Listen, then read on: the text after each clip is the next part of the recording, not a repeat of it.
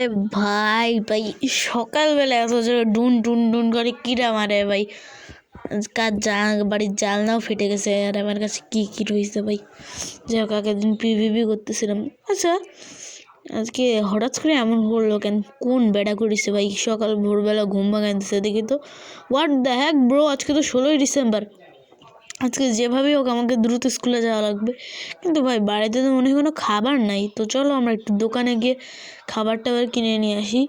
হ্যাঁ দেখতেই পাচ্ছি বাড়িতে কোনো খাবার নেই। চলো আমরা একটু দোকানে গিয়ে খাবার নিয়ে আসি, একদম তাজা খাবার খাবো। আর চলো আর দোকান থেকে খাবার নিয়ে স্কুলে যেতে হবে। আরে আরে বোন, তুই এখানে কি করতেছস? আমি রাস্তাটা হয়েছি তা আমি নাচতেছি, তোর কি তাতে? মনে হয় আমার ছোট বোনেরও আমার মতো ঘুম ভেঙে গেছে, সো ও পাগল করতেছে ভাই। একই রকম। যাই হোক, কথা বলতে বলতে কিন্তু খাবারের দোকানে চলে আইসি। ভাইয়া আপনার কাছে খাবার রয়েছে?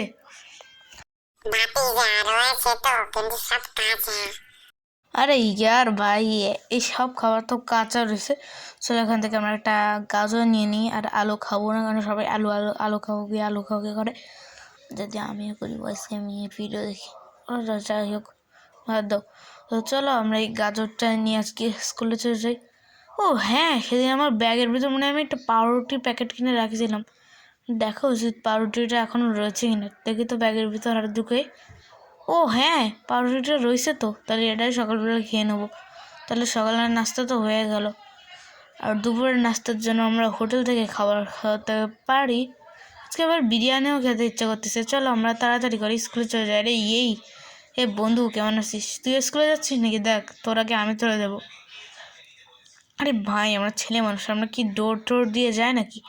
আমরা এসব পাঁচিল টাচিল টপকায় যাই। আমাদের পাঁচিল টপকাতেই ভালো লাগে, তাই না? চলো এবার আমাদের স্কুল নতুন বানানো হয়েছে। আর আমাদের স্কুলটার পুরো জিনিসটা মানে পুরোটা আমি এখন তোমাদের বলতে পারতেছি না। ওকে, তো চলো আমরা স্কুলে চলে যাই। 1 মিনিট, মাথা একটু বুদ্ধি আইছে। পুরো স্কুলের দিয়ে দিই না তো ভিউজ কেমনে পাবো, আর বড় ভিডিওটা বড় কেমনে বানাবো?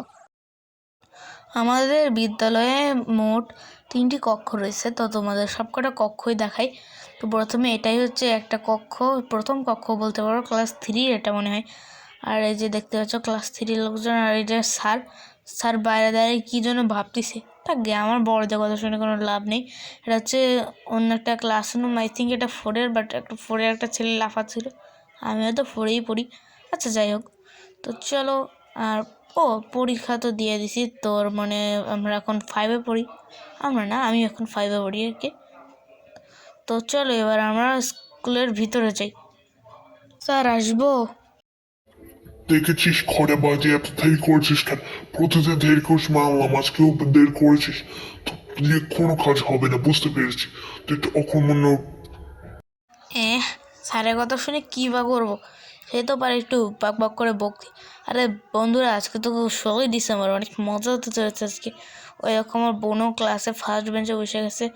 শালা একদিন ফার্স্ট বেঞ্চে বসে আমি ভাব নিচ্ছি আমি প্রতিদিন ফার্স্ট বেঞ্চে বসে কিন্তু গাইস। বছর আজকে তোমাদের বাংলাদেশ পড়াবো। এই দিনে আমাদের দেশ স্বাধীন হয়েছিল। তো আমাদের কিন্তু ছুটি হয়ে গেছে। আর এখানে আমাদের এখন কিন্তু বিরিয়ানিও দিয়ে দেবে স্যার।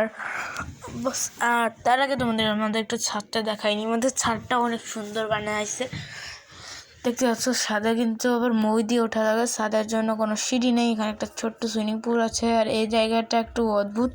আসলে এই জায়গা দিয়ে একটা ছেলে পালাই গেছিল স্কুল বাম্প করে, তো এখানে এটা বানায় দেওয়া হয়েছে। আমরা কিন্তু ভালো ছেলে, তাই আমরা স্কুল বাম্প করি না।